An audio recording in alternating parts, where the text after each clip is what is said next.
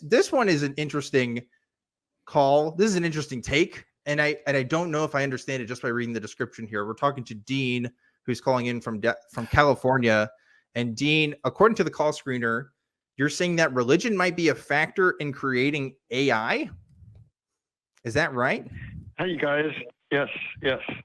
Okay. Good to see you or speak with you, Joni and Dan. Good to talk to you. Yeah, good too, to talk Dean. with you. I have no idea how you come to that conclusion, so I'm very curious. Yeah, what do you mean by that?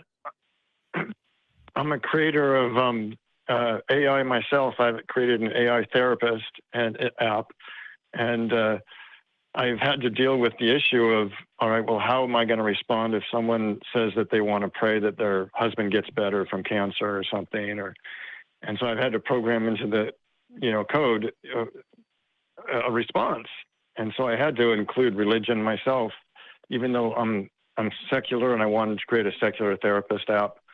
I had to create responses that would accommodate religious views and such, but it doesn't actually push morality of religion into the realm. But some apps or some AIs might just do that, and so there's a moralistic issue going on there.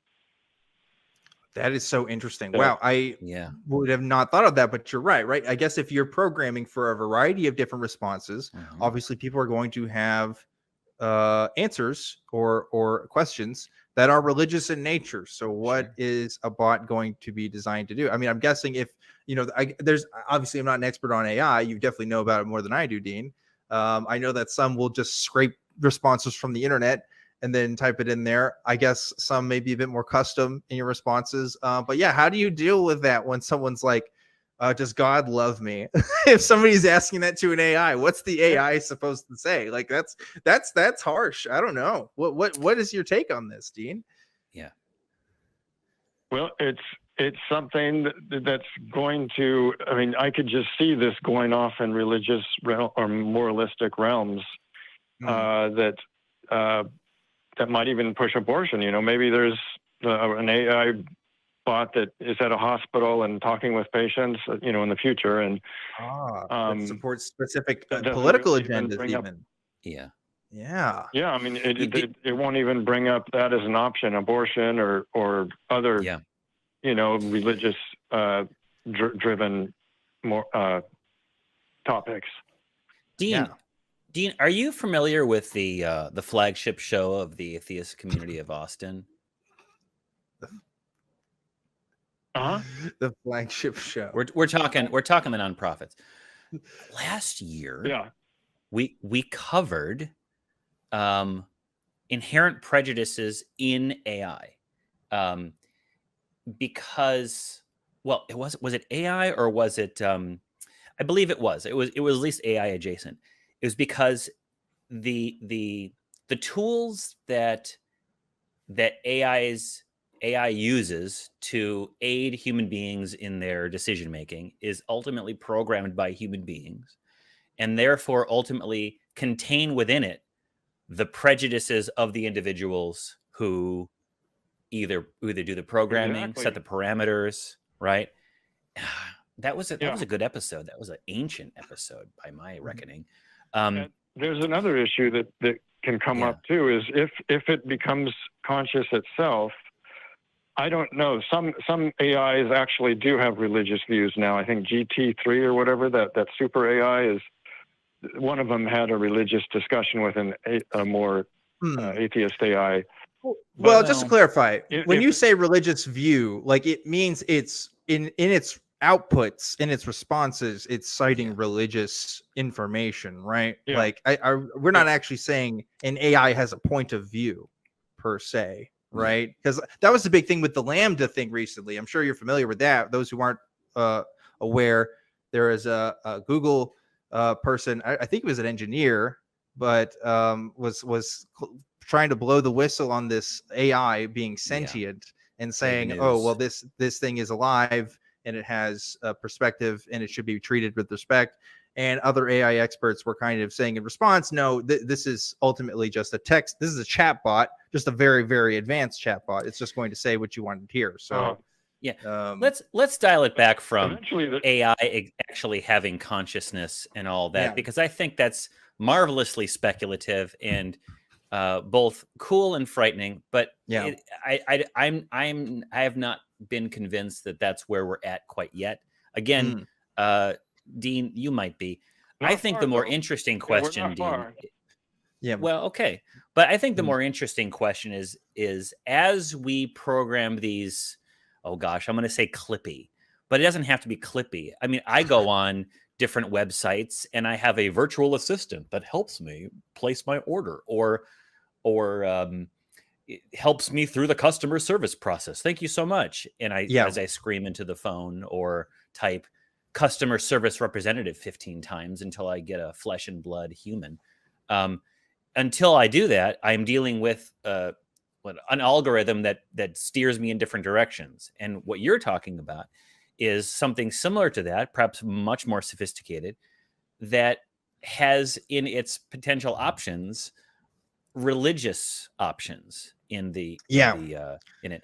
And I think that's very interesting because you could inadvertently push religion on someone, a person in a vulnerable state, although you must be incredibly vulnerable in that moment for a virtual assistant to steer you toward God. It makes me think of, have you ever seen THX 1138, the old George Lucas flick where THX 1138, the titular character, goes to confession, and it's like a backlit stained glass window, and digital Jesus, he confesses his sins to digital Jesus, and then digital Jesus gives him some platitudes, and then I haven't seen that. I think of the Red Dwarf. I think of the Red Dwarf episode where the robots talk about Silicon Heaven after they die, and they go to Silicon Heaven to do that. But you brought up some interesting points, Johnny. But I'm also interested in the converse of this question, which is if AI is supposed to be, if we're designing an AI and trying to make it as objective as possible, right? Something that we want to use as a tool for humans. Do we program it with assumptions that God isn't real, for example? Do we program it with the assumptions that Christianity is ultimately a religion that doesn't come to true conclusions, or Islam is a religion that doesn't come to true conclusions that subscribe to the world?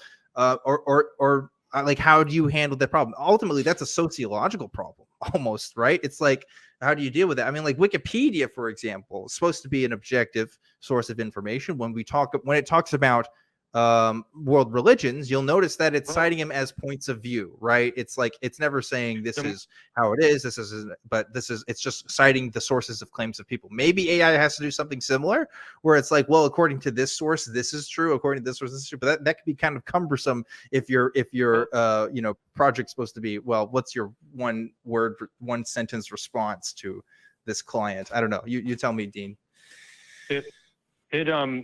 It goes, just stepping on that further, it goes into the morality realm that you guys often bring up on your shows that I enjoy, because some morality is derived from the Bible strictly, and the authority says that so, and so this is right and this is wrong, and the AI is going to have to determine what's right and what's wrong in certain situations, and you have to program it that way initially, unless it's conscious, and then it'll program itself.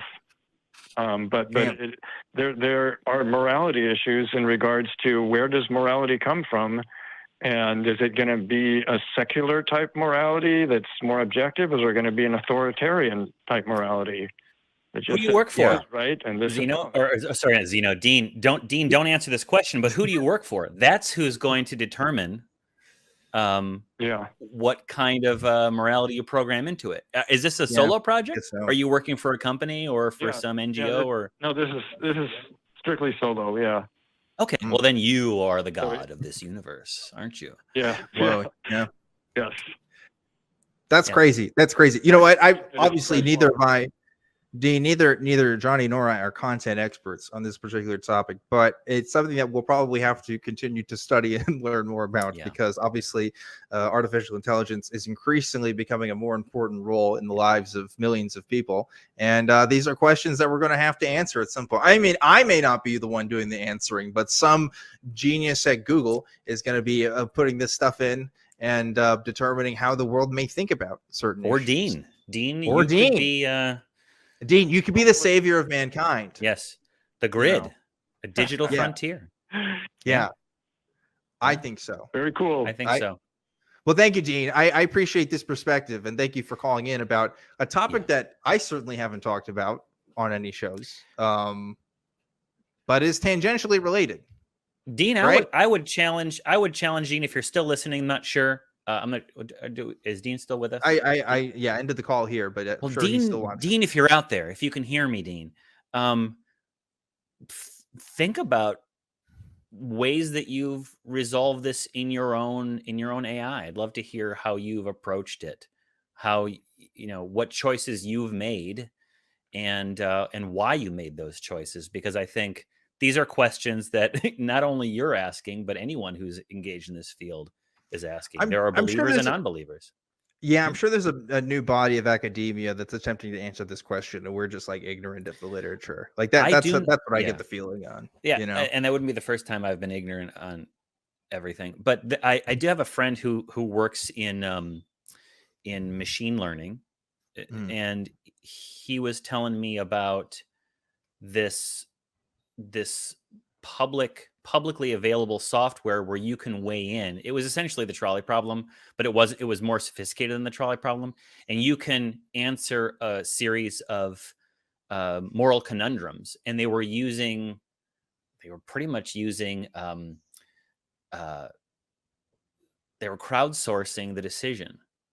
So I don't know if it was democratic in nature, which is kind of frightening, but they were doing that. They were having people sign in, add their 2 cents, and then the engineers were using that as data to decide how to make decisions for a machine in the future. So I think we need to create 3 giant supercomputers like in Neon Genesis Evangelion that represent Balthazar, Balthazar, Melchior, and the other one, right? And getting the damn robot. Johnny, you're fucking surprising me. I did not think you'd get that reference. You're kind of scaring me right now. I'm secretly a member of Nerve. Holy shit! After Tokyo 3, is it? Whatever it was, I don't know. Let's move. You just gave me a heart attack. I can't talk about it. That scared me. That legitimately scared me that you knew what I was talking about. But anyway, we need to move on.